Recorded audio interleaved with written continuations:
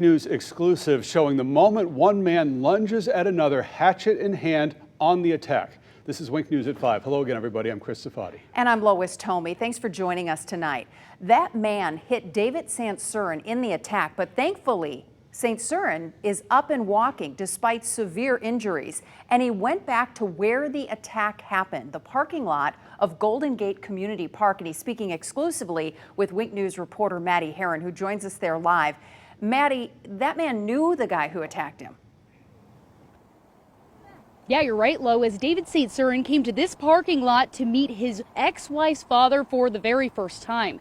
The two were supposed to have a civil conversation about Saint Surin's 10-year-old son, but that civil conversation quickly turned to swings.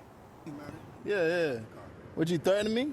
This video shows the terrifying moment a man winds up with a hatchet in hand, frozen seconds before a brutal attack.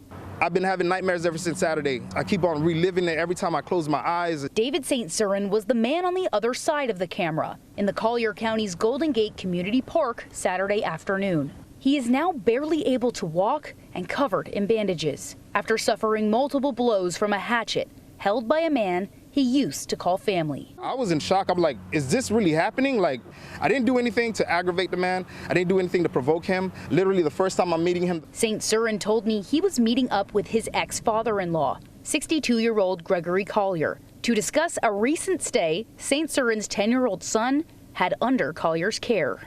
And I was worried about it. I just felt off about it. I met him here. I was in his parking spot. He walked around the car. My door was still open. And what he said was, get out of the car. We will let the video play out, but we have removed the audio as Saint Surin's screams are extremely difficult to hear. Yeah. Would you threaten me? He hit my leg with a hatchet. I blocked the second hit with my hand. That's when I already put the car in reverse. Collier County Sheriff deputies found Saint Surin's blue phone in the parking space he nearly lost his life in. The video it captured helped deputies identify Collier, who was arrested in Immokalee just hours after the attack. He aimed for my leg first. He actually hit a small artery, made some nerve damage, and hit a vein as well. After 2 surgeries and 5 days in the hospital, the 37-year-old father was discharged Wednesday. Saint Surin returned to where he almost lost his life, taking his first steps in both forgiveness and justice. You know, there's people that actually died from situations like this. And for me to be able to stand here and speak to you, it's a miracle. I have a heart of forgiveness. I forgive him, but I do think that he should get justice.